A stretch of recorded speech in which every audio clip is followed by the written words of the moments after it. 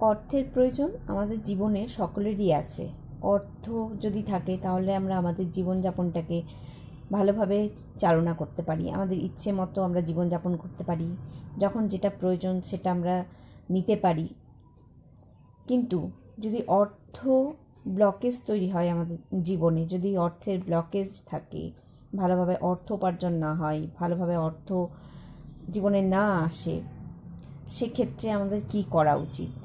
কেন অর্থ ব্লকেজ হয় মানুষের জীবনে, সেটাই আজকে আমি আপনাদেরকে জানাবো আমার এই ভিডিওর মাধ্যমে। নমস্কার, আমি Pinki Chowdhury, spiritual healer, reiki master. যে সমস্ত কারণগুলো জন্য মানি ব্লকেজ হয় সেগুলো হলো, যদি প্রথমেই 1 নম্বর হচ্ছে মূলাধার চক্রে যদি ব্লকেজ থাকে, সমস্যা থাকে, তাহলে আর্থিক উন্নতিতে সমস্যা তৈরি হবে। সেক্ষেত্রে অর্থ উপার্জন ভালো করে করা যাবে না, ভালো করে জীবনে অর্থ আসবে না। মূলাধার চক্রকে বলা হয় যে মূলাধার চক্র আমাদের জীবনে ধন সম্পত্তিকে নিয়ে আসে, প্রাচুর্যতা নিয়ে আসে।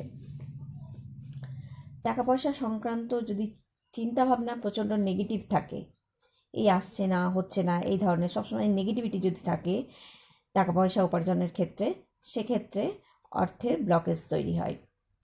অসৎ পথে উপার্জিত অর্থ আর্থিক ব্লকেজ তৈরি করে ধীরে ধীরে। বাড়ির লক্ষ্মীর প্রতি যদি দুর্ব্যবহার এবং অসম্মান দেখানো হয়, সেক্ষেত্রে একটা বড় কারণ হচ্ছে আর্থিক ব্লকেজ তৈরি হওয়ার। কথাতেই আছে অহংকার পতনের কারণ। মানুষের অতিরিক্ত অহংকার মানুষের জীবনে আর্থিক ব্লকেজ তৈরি করে।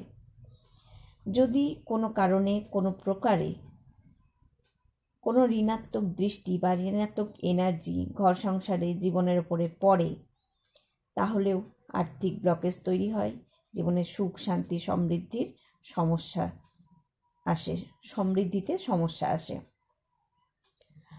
এছাড়াও বাড়িতে যদি বাস্তু দোষ থাকে, সেক্ষেত্রেও আর্থিক অবনতি ঘটে। হয়তো অনেক অর্থ উপার্জন হয়, কিন্তু সেই অর্থ থাকে না, কোনো না কোনোভাবে খরচ হয়ে যায়। কি করলে আমরা আমাদের আর্থিক ব্লকেজকে দূর করতে পারবো, জীবনে সুখ শান্তি সমৃদ্ধিকে নিয়ে আসতে পারবো? তাহলে প্রথম হচ্ছে মূলাধার চক্র যদি আমরা আমাদের ব্যালেন্স করি, ক্লিন করি, এনার্জাইজড করি, ব্যালেন্স করি, তাহলে আমাদের জীবনে আর্থিক উন্নতি আসবে, আমাদের জীবনের মধ্যে একটা সামঞ্জস্যতা আসবে। যদি আমরা চিন্তা ভাবনা ঠিক করি, ল অফ অ্যাট্রাকশন অনুযায়ী বলা হয় আমরা যেমন চিন্তা করব সেই ধরনের চিন্তার এনার্জি আমাদের জীবনে বাস্তবায়িত হবে, আমাদের জীবনে আকর্ষিত হবে। সেক্ষেত্রে আমরা আমাদের চিন্তা ভাবনাকে পজিটিভ দিকে নিয়ে গিয়ে আমাদের জীবনে আর্থিক উন্নতি নিয়ে আসতে পারি। আমরা পজিটিভ অ্যাফার্মেশন তৈরি করতে পারি, মেডিটেশনের মাধ্যমে পজিটিভ অ্যাফার্মেশন নিজেকে দিয়ে দিয়ে আর্থিক উন্নতি তৈরি করতে পারি, আমাদের জীবনের ব্লকেজ, আর্থিক ব্লকেজকে পরিষ্কার করতে পারি। সৎ পথে উপার্জন জীবনে আর্থিক উন্নতিকে নিয়ে আসে।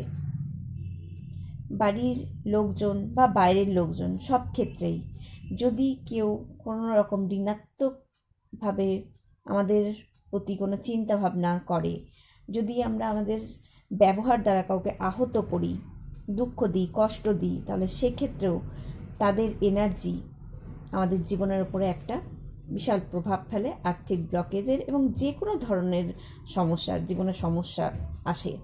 তো কারোর ঋণাত্মক এনার্জি যেন জীবনে না পড়ে, সেদিকেও লক্ষ্য রাখা দরকার আছে। যদি কোনো রকম ঋণাত্মক এনার্জির প্রভাব থাকে, সেক্ষেত্রে সেই নেগেটিভিটিকে বের করবার জন্য যা যা করণীয়, ক্লিনজিং করতে হবে। বাস্তুদোষ যদি থাকে বাড়িতে, সেক্ষেত্রেও বাস্তুদোষ থাকলে যে ধরনের কাজগুলো করা উচিত, যেগুলো করলে বাড়ির এনার্জি বাস্তু ঠিক থাকবে, সেই সমস্ত কাজগুলো করতে হবে। নেগেটিভিটিকে জীবন থেকে বের করতে হবে। তো এই সমস্ত কাজগুলো করে পজিটিভ অ্যাফার্মেশন নিজেকে দিতে হবে। সকালবেলা ঘুম থেকে একটা পজিটিভ থট নিয়ে উঠতে হবে এবং সেই পজিটিভ থটের ওপর সত্যতার সঙ্গে কাজ করতে হবে, আস্থা এবং বিশ্বাসের সঙ্গে কাজ করতে হবে। তাহলে মানি ব্লকেজ দূর হবে এবং জীবনে সুখ শান্তি এবং সমৃদ্ধি আসবে, আর্থিক উন্নতি ঘটবে। আজকে এতটাই। ভালো থাকুন, সুস্থ থাকুন। আরও নতুন নতুন ভিডিও পাওয়ার জন্য আমার সঙ্গে অবশ্যই থাকুন, আমার চ্যানেলে অবশ্যই থাকুন।